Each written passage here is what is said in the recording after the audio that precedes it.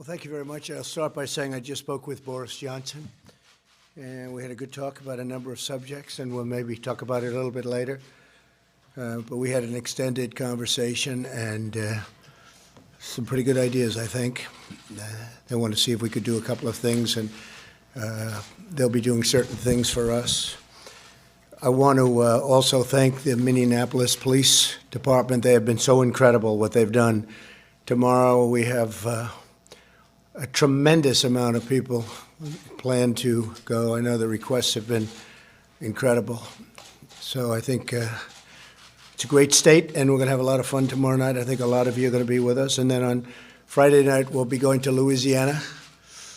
And there's a big election on Saturday to see whether or not there's a runoff, most likely. And I think we'll do very well. The Republicans are doing very well despite the witch hunt that they have on Republicans. So I just want to thank everybody for being here, coming to the White House on this important occasion. In a few moments, I'll be signing 2 executive orders to expand our record-breaking regulatory reduction campaign that is helping to fuel our incredible economic boom.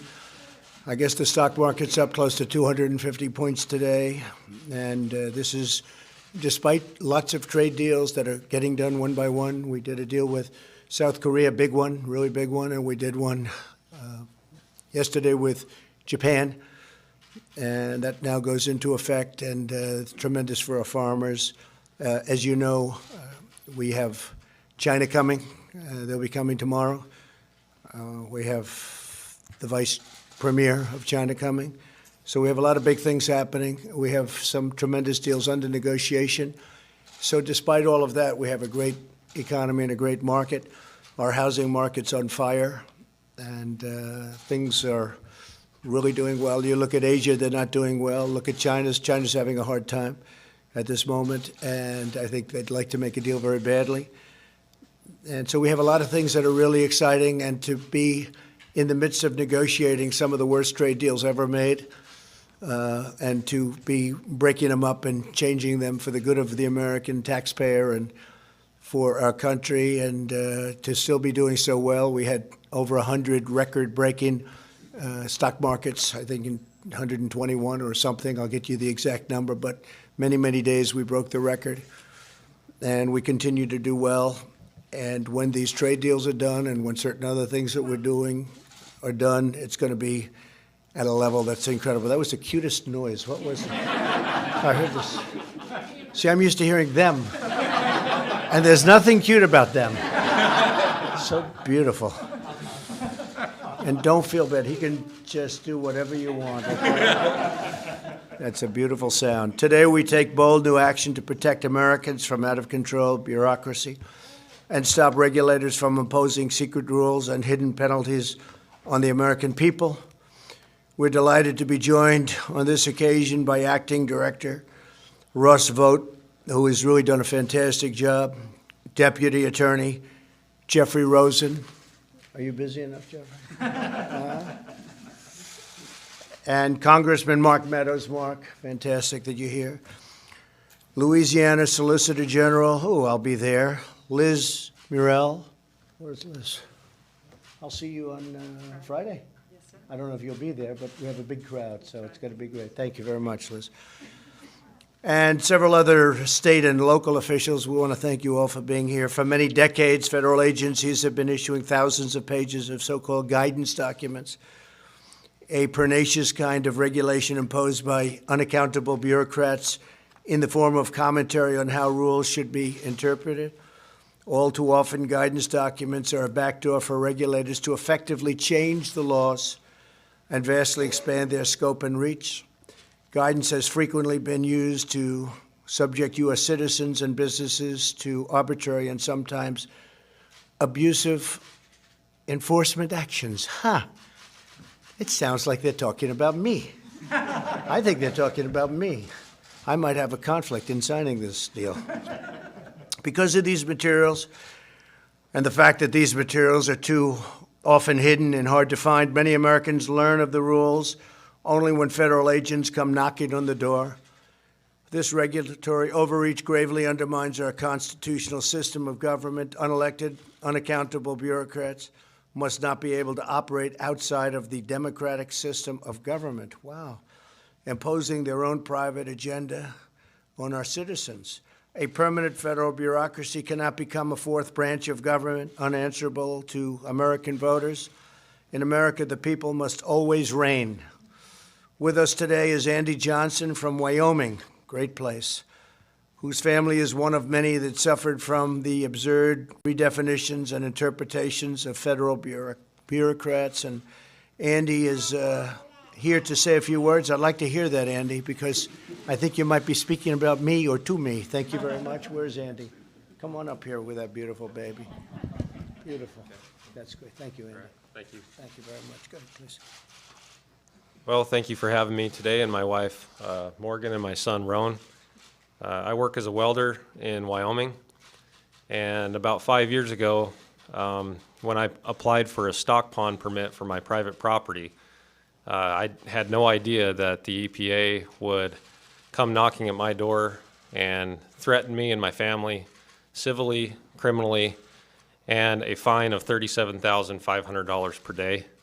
The fines were up to $16 million when Pacific Legal Foundation stepped in and sued the EPA on my behalf and my family.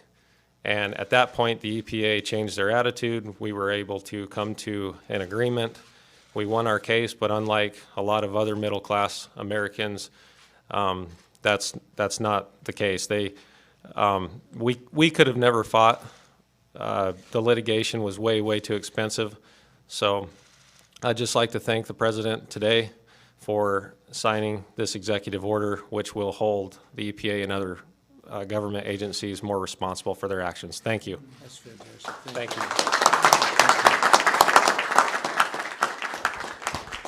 So they had you up to $16 million, but that's peanuts for you, right?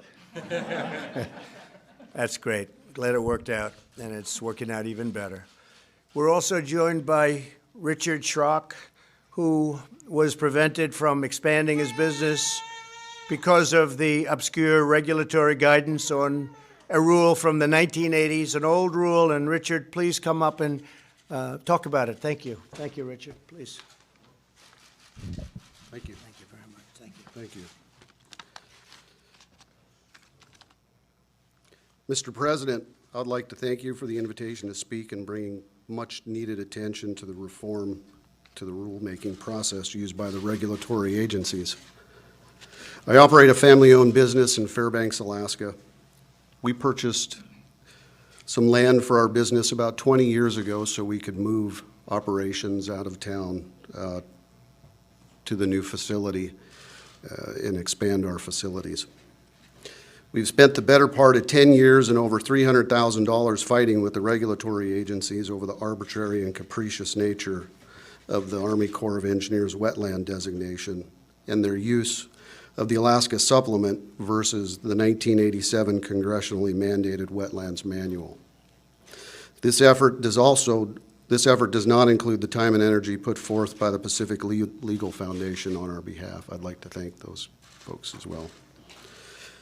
The last straw for us is when we lost our appeal in the Ninth Circuit Court, when they held that the agencies can make the regulations they want and require without congressional approval or oversight. I'm hopeful that the changes made today with this executive order, other landowners will not be negatively impacted as we have. Thank you again for this opportunity. That's great. Thank you, Richard.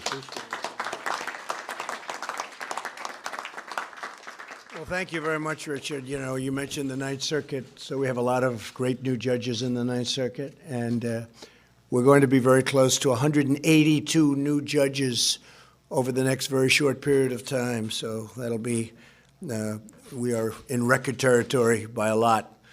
So we're going to have 182 new federal judges, not including 2 Supreme Court judges. And I guess we're already at the 156 number, Jeff and Mark. I think we're at about 156 judges now signed and sitting and doing a great job. But we'll be at about 182 before we normalize meetings, retirement, and various other reasons that they leave. And we could average about 40 or so a year from that process. So we'll have probably a very big record number of judges, federal judges in this administration. And I want to thank President Obama for leaving us 138 empty slots, because that's a first. That's a first. I said, how many do we have? He said, sir, you have 138 to 142. I said, you got to be kidding. So I want to thank you, President Obama. And again, Richard, thank you very much for your nice words. When Americans and their businesses are sued by government agencies, they're sometimes not even given an explanation of what they do wrong and how they can fix it. With us today is Kevin Looney, whose company was forced out of business through the terrible practice of a certain way of government handling of things. Not fair, not right. Kevin, please come up and discuss it. Thank you. Thank you, Kevin. Thank you very much. My name's Kevin Lenny. I'm a third-generation cattle rancher at the Point Reyes National Seashore in California. About several years ago, we also were the owners of the Drakes Bay Oyster Farm, a sustainable family business where we produced nearly half of all the oysters in the state of California. Wow. In 2014, the National Park Service launched a National Environmental Policy Act process that costed millions of dollars and lasted over 8 years, and the National Park Service forced our oyster farm out of business. And if that wasn't enough for our family and our community, today, the rest of agriculture, which includes about another 24 ranching family farm businesses within the National Seashore, are facing the exact same process. Our fear is that that process could ultimately be facing, and those families may be facing, what the oyster farm faced. And so I'm here, Mr. President, thanking you for calling this meeting together so we can have this discussion. We urge you to continue your good work in following these policies and making sure these federal policies are managed in a way that family farmers and ranchers like us can actually benefit and survive these procedures. And so they're not just for federal agencies that have pre-decided what they want before the process has begun, and for professional litigants that abuse the process. Thank you, Mr. President. Well, thank you, Kevin. Thank you very much. Beautiful job. Thank you. Thank you. And the business, is the business gone now? The or? business is gone, 20 million oysters destroyed. Wow. They forced you out of business. Yes. So I have to say, Kevin, I know what you've been through. I read a little bit about it, and I've heard about it also, and it's very sad. But we thank you both for being here very much. Really, thank you very much. No American should ever face such persecution from their own government, except perhaps your president. Don't feel bad, Kevin. They treated you better than they treat me. I do believe that's true. I do believe that's true, Meadows. Today I'm taking action to stop it. My first executive order will require agencies to publish guidance documents online so that small businesses and everyday citizens can easily find them. Agencies will have to seek public input on the most important guidance, and the whole process will be closely overseen by the White House. I'm going to have somebody right here in the White House looking at it, Kevin, so this doesn't happen to other people. You're very brave to be here. I really think it's incredible. I really mean it. Americans will no longer be subject to the rules of hidden games that are played on the public. The second order I will sign today will protect American citizens from secret interpretations of regulations, unexpected penalties and violations of their rights. From now on, agencies will be required to inform individuals about any case against them and respond to their arguments. It will be the agency's duty to fully educate small businesses about new regulatory changes. Today's action is just the latest step in my administration's tireless fight to curtail job-killing, soul-crushing regulations. I want to thank Jeff for doing the great job. The Justice Department worked very hard with all of our people over here. They did a fantastic job, and I want to thank you very much, Jeff. We ended the war on American energy. We're canceling restrictions that devastated American auto workers. We're stopping regulations that micromanaged our great farmers. We're bringing major companies back to our country. They want to be here with a hot economy. We're the place they want to be. And we're reversing the last administration's ridiculous attack on, as an example, incandescent light bulbs. We're also working, as you know, cars are very expensive, far too expensive. And we're going to be able to bring the price of cars down about $3,500, and at the same time make the car a lot more affordable and a lot safer. So we're going to have affordability, safety, and we'll also be getting some of the old cars off the roads because people now have an incentive to buy a new car that's a lot less of a problem from an environmental standpoint. It's really an amazing thing. We're going against California, and they make their cars so light, it's paper mache, and you get in an accident, it's very, very dangerous. So we're coming out with a whole new standard, and I think it's going to be something very special. It's gotten tremendous receptivity. Same thing with the light bulb, the incandescent lights. Aside from the fact you look better, of course, who cares about looks? But you do look better with incandescent. They weren't allowed. And you have the privilege of buying now a much more expensive bulb under the past rules, much more expensive bulb that doesn't have a good looking light, but maybe very importantly, when the bulb is out and no good, it's literally considered a hazardous waste site because it's all the gases. And if it breaks, you're supposed to bring it to a certain location. And I say, who does that? Nobody. Nobody does. It's very dangerous. So we have, we're allowing people to choose. They can buy a much less expensive bulb that looks better, or they can spend a lot more money on what they were doing, and that's fine too. They might like it. It might last longer, and that's okay. But it is still a hazardous situation when you have to dispose of these things, whereas in the old system you don't have. So we're bringing the incandescent bulb back. For those that want it, we're going to have both alternatives. We like to have alternatives. At the start of my presidency, I imposed a 2-for-1 rule on new regulations, requiring that for every new regulation, 2 old regulations must be eliminated. In the first 2 years of the Obama, Sleepy Joe Biden administration, the cost of regulatory compliance went up by $245 billion. Can you believe that? And in our administration, we've taken it down by more than that. So it's $245 billion up, and we've taken it down by much more than that. According to the Economic Council of Advisors, regulatory reductions will save the average American household over $3,000, think of this, every single year. Thanks to these regulation cuts, as well as our tax cuts and pro-American trade policies, our economy is stronger than it's ever been, stronger than ever before. And that's despite all of these negotiations that we're doing to really make us into something that we've never seen before, meaning fair trade deals. We have created 6.4 million new jobs. Just last month, unemployment reached the lowest rate in over 50 years. The African American, Hispanic American, Asian American unemployment rates have hit record lows. We have more people working in the United States today, almost 160 million people, than at any time in the history of our country.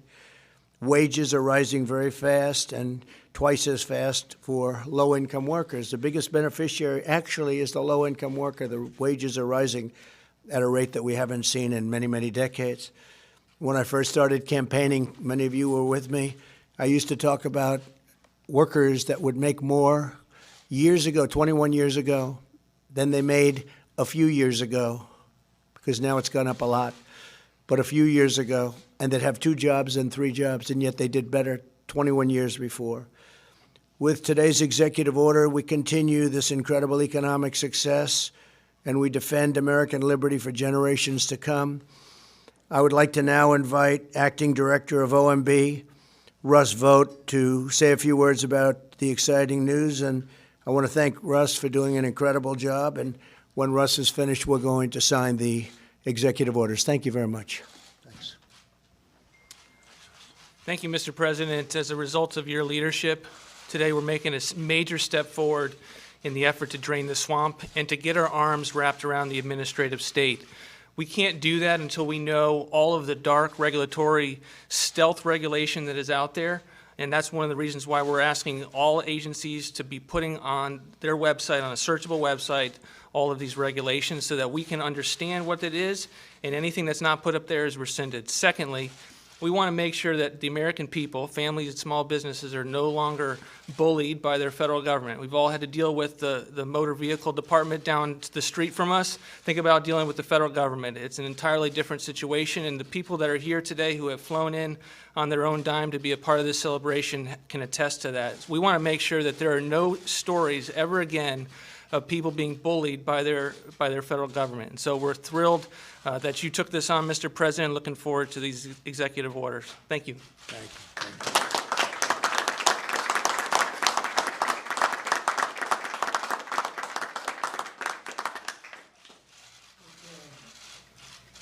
Come on, folks, gather around.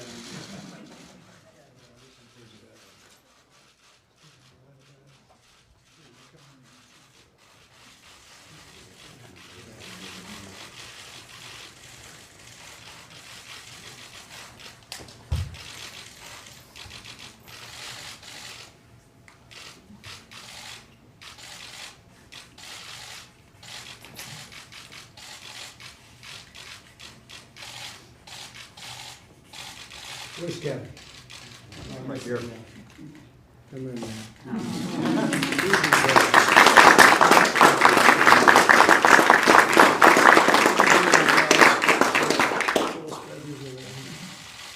You got plenty of time for everybody, right?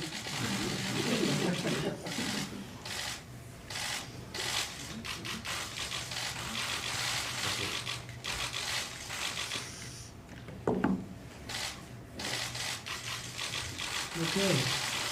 Thank you very much, everybody. Congratulations. Congratulations. Thank you. President, are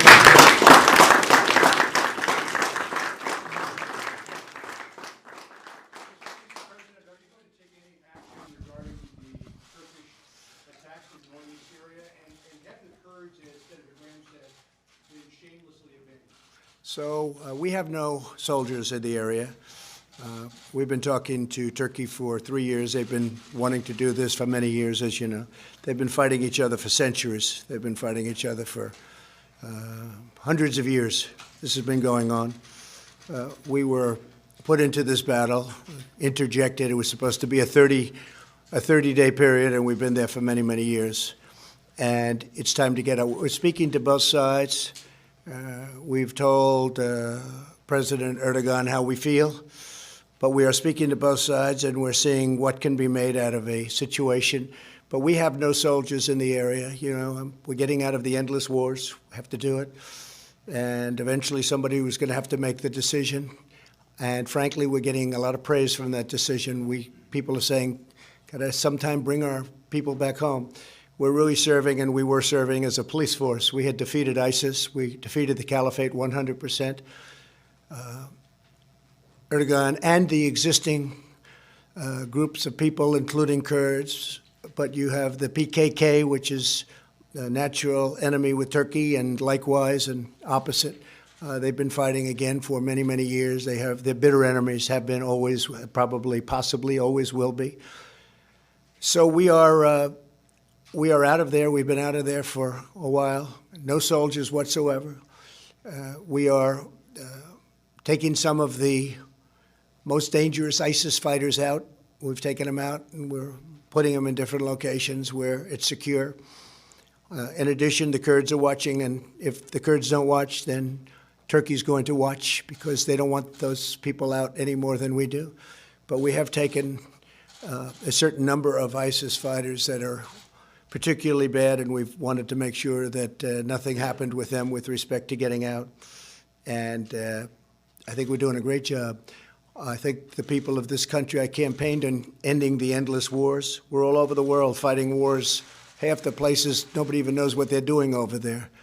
And I feel that we are doing the right thing, and I think the country feels that too. We've had tremendous support outside of the Little Washington area, and even in Washington, people are saying you're doing the right thing. Has to be done, otherwise you're never going to do it. At the same time, we're dealing with both sides. We're going to see what we can do. In a statement this morning, you cautioned Erdogan. Since then, it appears as though there have been casualties on the Kurdish side. Are you concerned about escalation, and are you concerned that Erdogan will try to wipe out the Kurds? I will wipe out his economy if that happens. I've already done it once with Pastor Brunson. I'm sure that I hope that he will act rationally. But you do have to understand they've been fighting each other for many, many decades. Actually, for centuries, they've been fighting each other. And it was time for the Americans. We did a great job.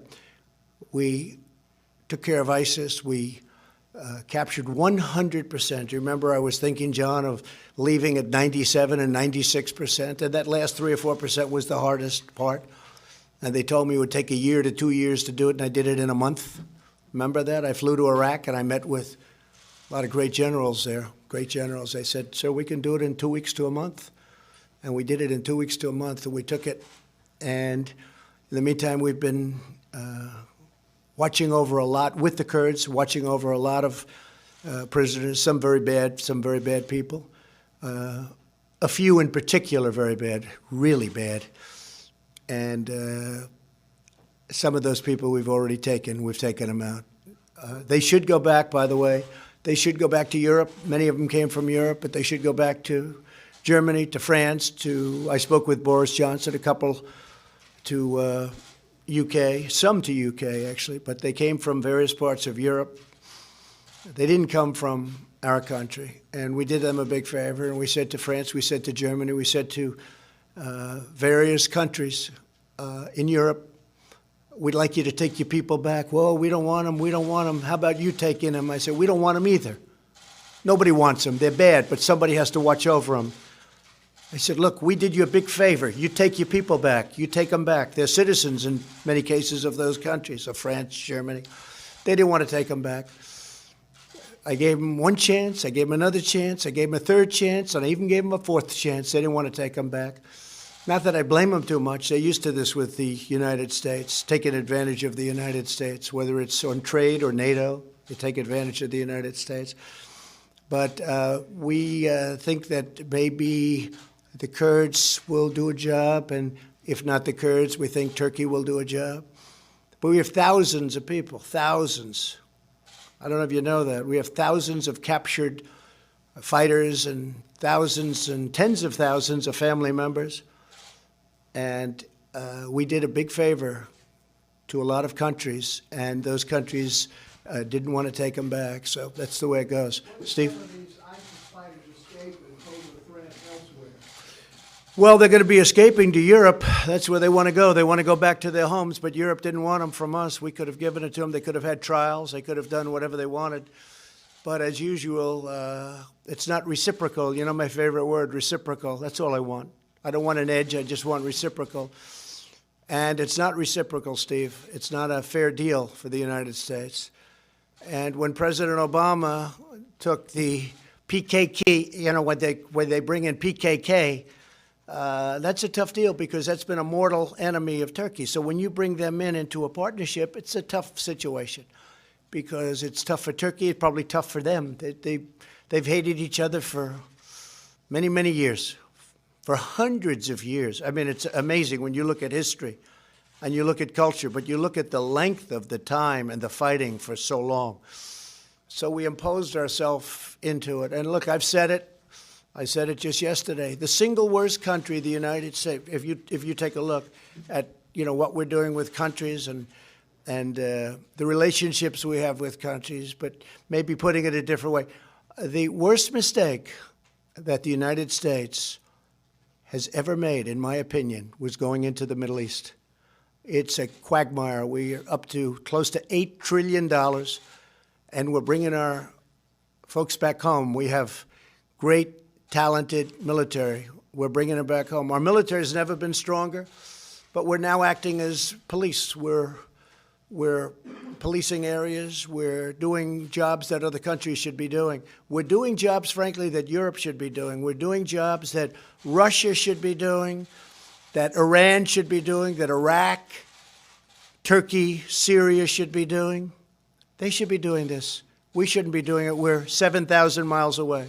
Lindsey Graham is talking about imposing economic sanctions on Turkey over this incursion into Syria. What do you think about that? Well, I think it's okay. I've already told that to President Erdogan. Far more than sanctions. I'll do far more than sanctions. Lindsey, and I'd feel differently. I think Lindsey would like to stay there for the next 200 years and maybe add a couple of 100,000 people every place.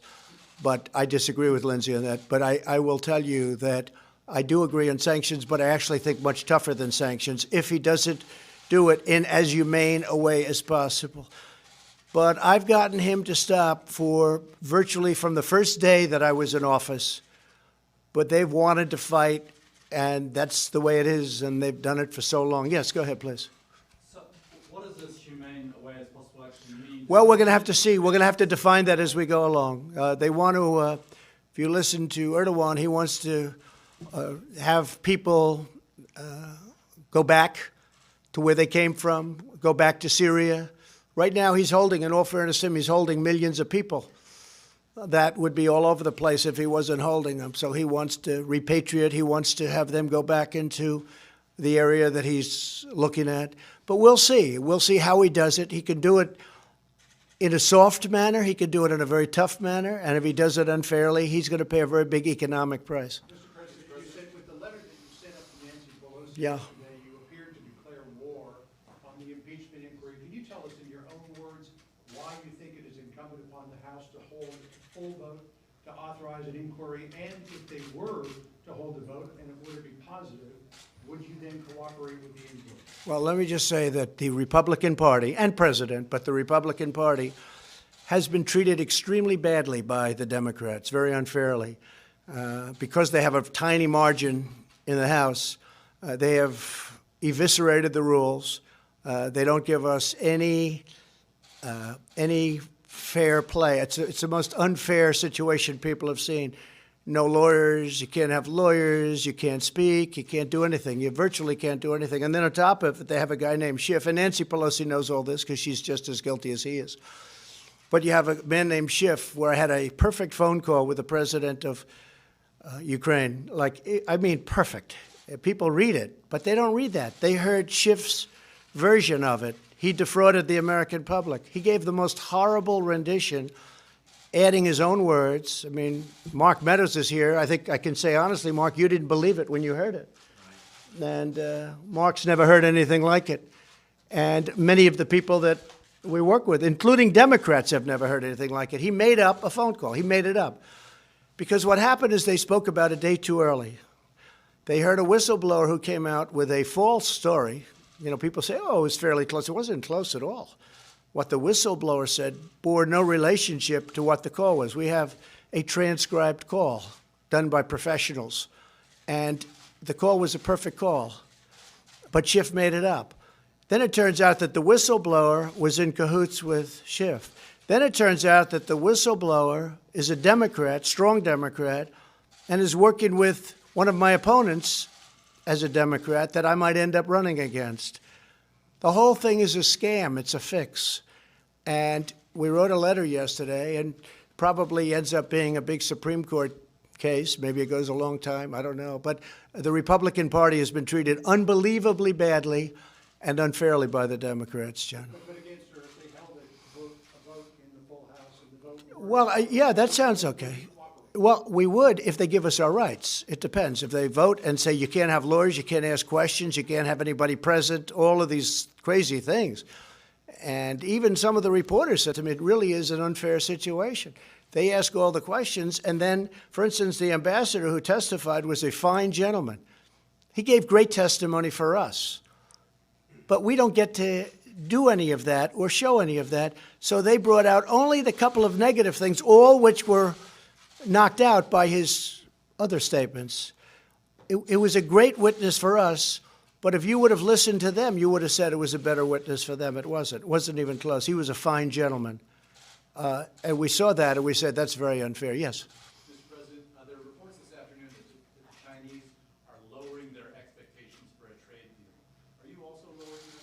No, I don't think so. I think they feel that I'm driving a tough bargain, but I have to. You know it better than anybody. You do a good job over there. Watch a lot. We are so far down in terms of where we started from presidents that didn't do their job for many years. Since the World Trade Organization founding, China went in 2001 or so. China went in and just ripped off the world. So, and I told that to President Xi. I said, you know, this can't be like a 50-50 deal. Because a 50-50 deal, you're like up there, we're down here. So a 50-50 deal, it doesn't work, right? You got to have a little balance. This has to be a better deal from our standpoint. And I think they fully understand it. One of the really good meetings I had today was with our people on opioids and drugs and fentanyl in particular with respect to your question. And they said that Chinese leadership has a lot of respect for our president. And they are really being much more careful. It's a much different situation. We have some great drug numbers. Now, what is great drug? If you're down 15, 16, 20, 25%, it's still horrible what's going on in this country and in the world. In the whole world, it's horrible. But no, I think they have a lot of respect for us. First time they've ever respected us. I think China has a lot of respect for me and for our country and for what we're doing. And I think they can't believe what they've gotten away with for so many years. Well, the NBA is a different thing. I mean, I watch this guy, Steve Kerr, and he was like a little boy. He was so scared to be even answering the question. He couldn't answer the question. He was shaking. I don't know. I don't know. He didn't know how to answer the question. And he'll talk about the United States very badly. I watched Popovich, sort of the same thing, but he didn't look quite as scared, actually. But they talk badly about the United States, but when it talks about China, they don't want to say anything bad. I thought it was pretty sad, actually. It'll be very interesting. Excuse me? Are you okay then with the Chinese government pressuring the NBA over Hong Kong? They have to work out their own situation. The NBA they know what they're doing, but I watched the way that like Kerr, and Popovich, and some of the others were pandering to China, and yet to our own country, they don't. It's like they don't respect it. It's like they don't respect it. I said, what a difference. Isn't it sad? It's very sad. To me, it's very sad. John? Mr. President, Joe Biden came out for the first time today and said you should be impeached. Your response? Well, he's falling like a rock. We have him on tape with corruption.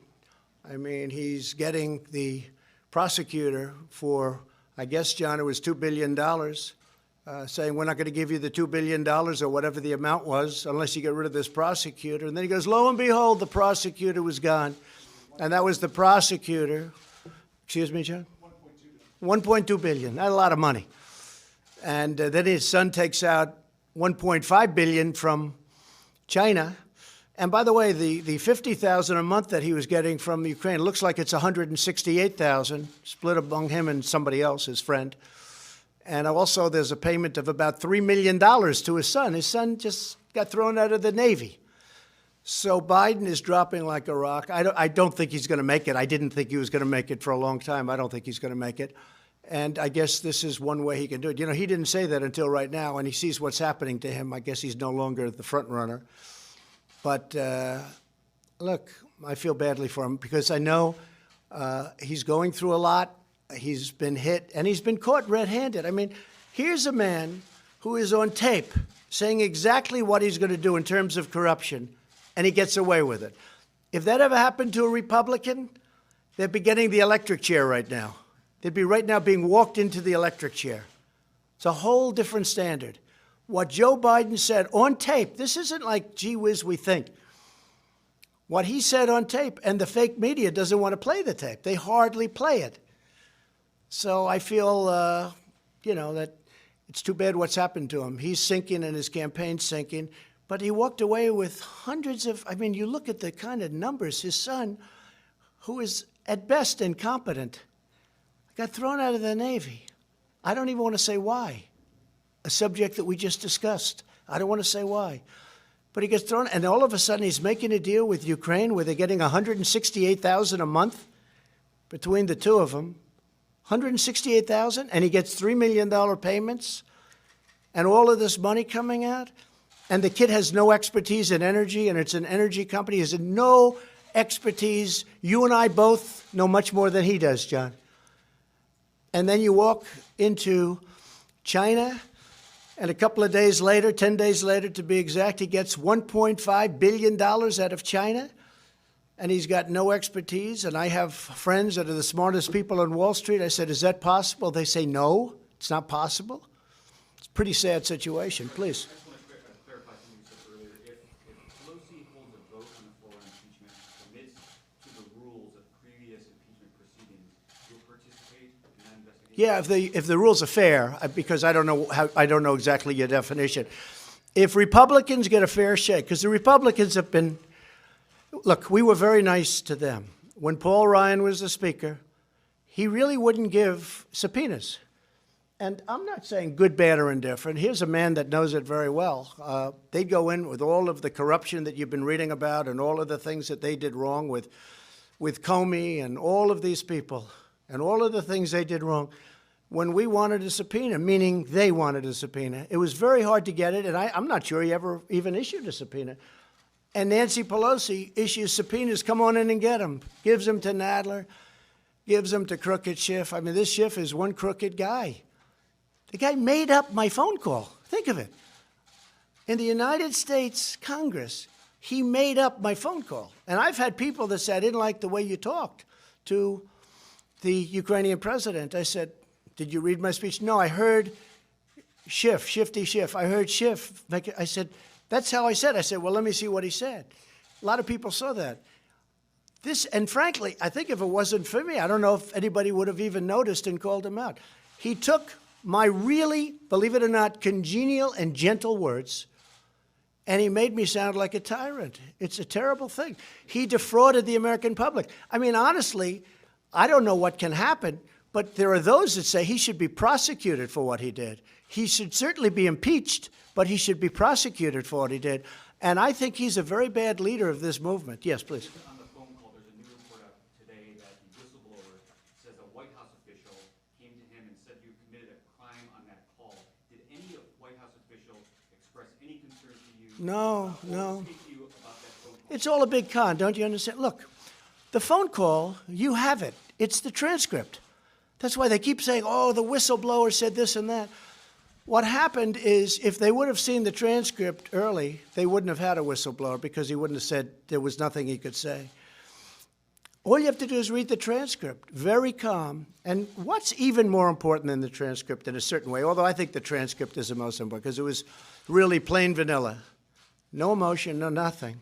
These are crooked people that are doing. These are Democrats headed by a Democrat lawyer, a big Democrat lawyer. This is a con job.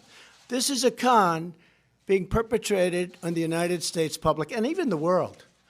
And the world is watching, and they get it better than a lot of other people. It's very interesting. But a poll just came out today. Very small people want to see something, even though I only get negative press from you people. Not you necessarily. But that's the way it is. So I say this, look, all you have to do is read the transcript. But you know what's almost as good as the transcript, I think, is the Ukrainian president saying he didn't even know what they were talking about. No pressure. The foreign minister of Ukraine saying, no, it was a very normal call. There was no pressure at all. What is bad is when you see all of the elements, when you see that Schiff saw the whistleblower, when you see what the whistleblower said about the phone call, and it was totally different. He made it up. And I don't know why a person that defrauds the American public should be protected, okay? Why did your administration try to bury that transcript in an Well, that I don't know. Again, I'm not a lawyer. I can say this. I assume it was for leaks. I have no idea. I'm just answering. Because this city is like the leaking capital of the world. If you want to get something out to the press, all you have to do is hand it to somebody in Washington. So I assume it was for leaks. I mean, I've read that, and it doesn't seem like a big deal. What is a big deal? I think they're probably trying to protect it from leaks. But here's the other thing. We gave that transcript over almost immediately. It wasn't like we waited till now. Till now would be immediately, because it's only been doing it for 3 weeks. We gave that transcript up almost immediately. And, you know, when I heard Schiff's phony version, And when I heard what was being horribly said by this so-called whistleblower, and I'd like to find who's the person in between the whistleblower and hearing about the conversation. The conversation was, I think, a perfect conversation. But who's the person giving this information? If that person exists, I'm not sure that person exists. But I think it's important, and I say this to Congress, I think it's important to find out who that person is. Because we could have a spy, and I don't want to have spies when I'm negotiating with China and Syria and all of the countries. If you look at Turkey with Erdogan, I have calls with all these people, and Kim Jong-un. I don't want to have spies in the White House. I want to be free to make calls. I don't think it's fair that somebody interprets a call. He didn't interpret it wrong. I don't mind a misinterpretation. This was a fraud because that call was perfect. And if you read the whistleblower's report, it bore no resemblance to what the call was. Steve? Can we go back to your conversation with Boris Johnson? Yeah. Case involving a car crash. I hate the case. That's true. We talked about it. So what we're going to do, it's a very, very complex issue, as you know, because we're talking about diplomatic immunity, which in itself is quite a subject, right? You people could lecture me on it, I suspect, but it's quite a subject. A terrible accident occurred. The person driving the car, they know who it was, and they have that on camera. A young man was killed on his motorcycle. He was killed. It sounds like instantly killed.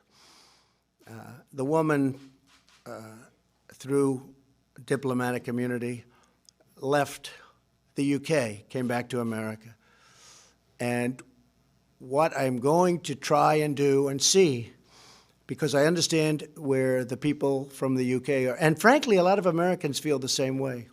I was telling Boris, we have a lot of Americans that, they side on the fact that, you have two wonderful parents that lost their son, and the woman was driving on the wrong side of the road. And that can happen. Those are the opposite roads. That happens.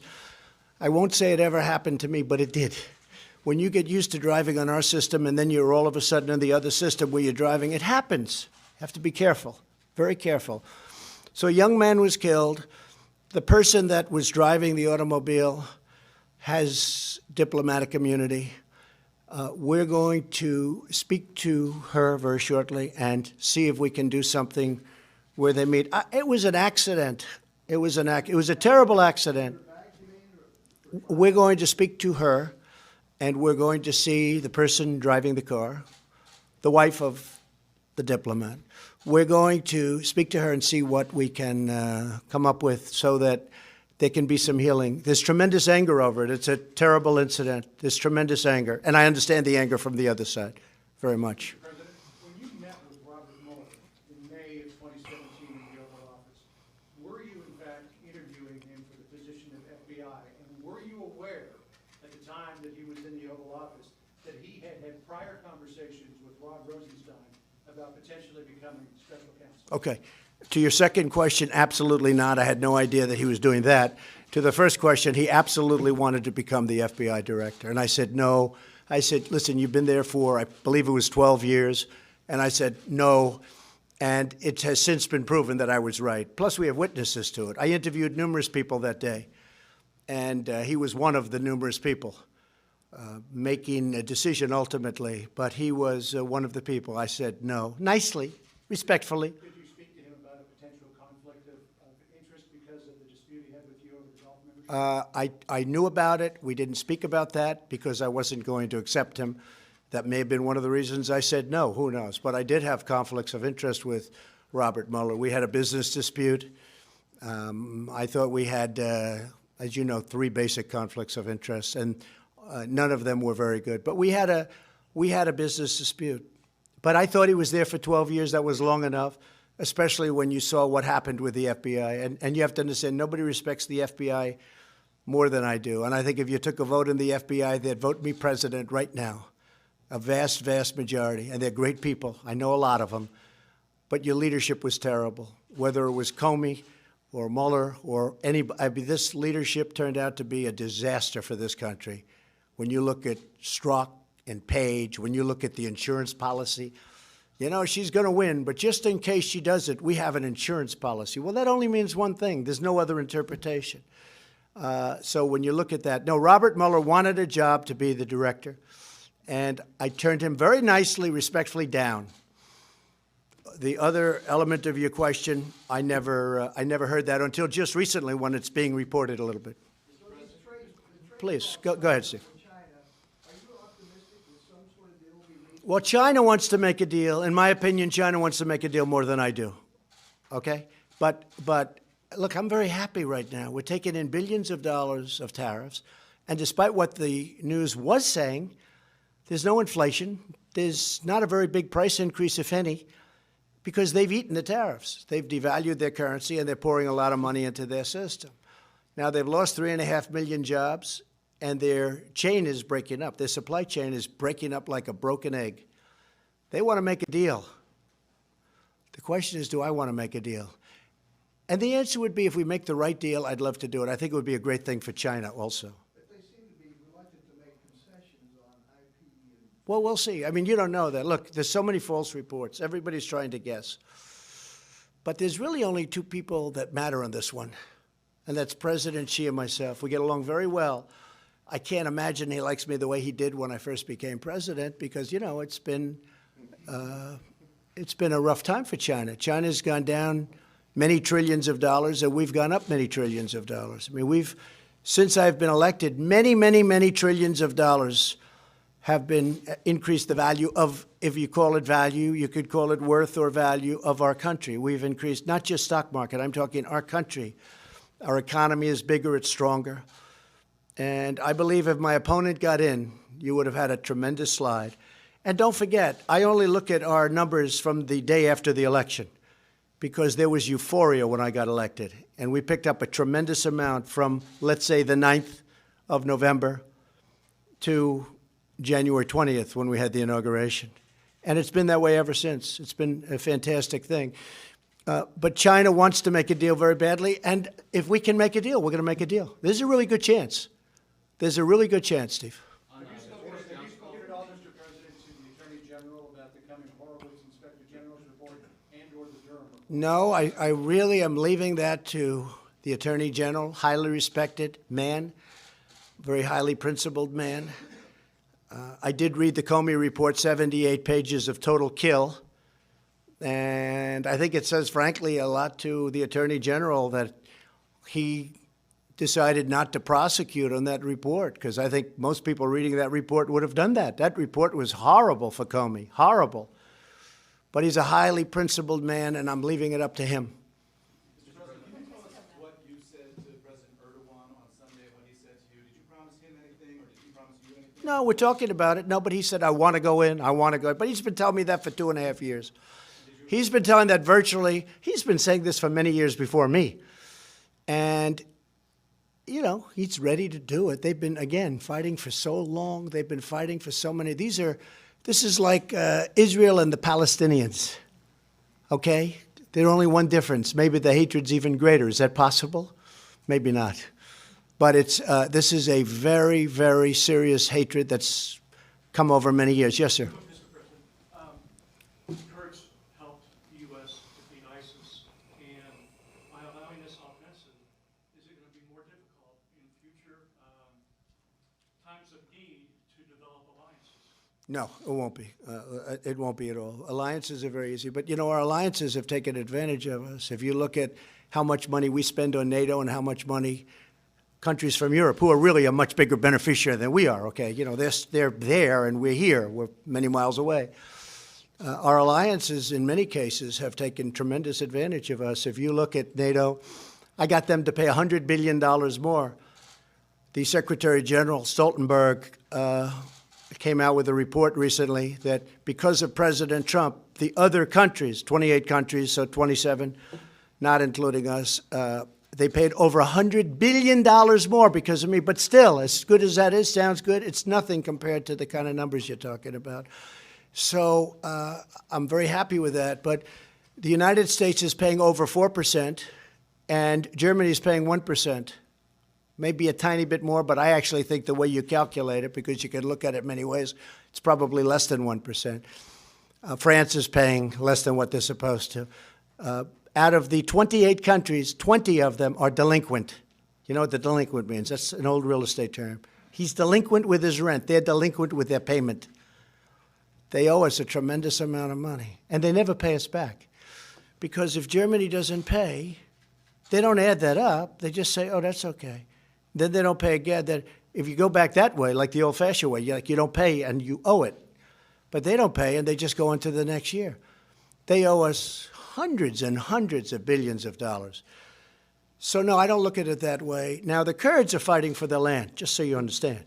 They're fighting for their land. And as somebody wrote in a very, very powerful article today, they didn't help us in the Second World War. They didn't help us with Normandy, as an example. They mentioned names of different battles.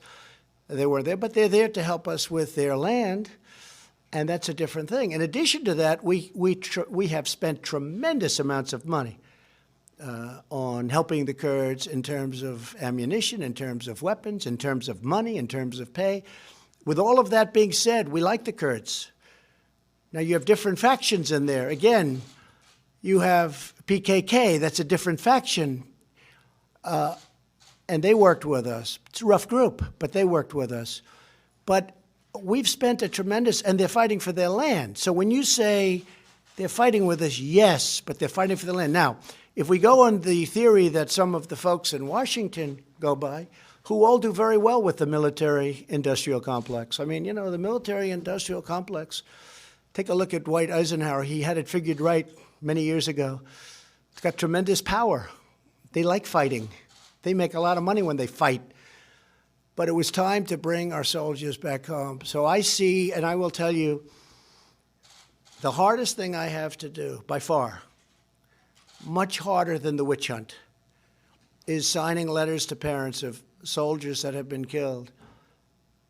And it's not only that, in areas where there's not a lot of upside, if there's any upside at all, and in many cases there's only downside.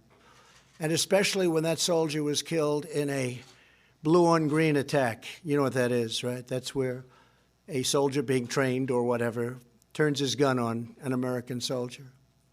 Here, son, take your gun. You know how to use it. And he takes the gun and he turns it and he shoots one. We have many of them in Afghanistan, in particular in Afghanistan. The hardest thing I have to do is signing those letters. That's the hardest thing I have to do. And each letter is different. We make each letter different. And last week I signed 5 of them for Afghanistan, 1 in Iraq, 1 in Syria from 2 weeks ago. And sometimes I call the parents, sometimes I see the parents. I go to Dover when I can, but it's so devastating for the parents that, you know, it's so devastating. When they bring that boy or young woman out of the back of those big, powerful planes in a coffin, and the parents are there. You know, we have people that do that. That's what they do. They work that. They accommodate everybody. That's what they do. They do an incredible job. And I said, the parents seem to be okay. I'll get there early.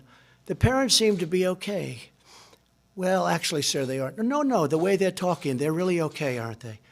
Sir, you never know until the back of that massive cargo plane opens up and they walk down holding a coffin with 4 or 5 great soldiers on each side of it, representing our various forces.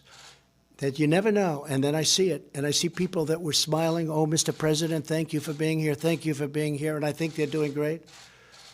And then 20 minutes later, we'll be outside when that big plane pulls up, and that door comes down, and they are walking the coffin with their boy inside this coffin with an American flag over the top, and they're walking that coffin down this ramp.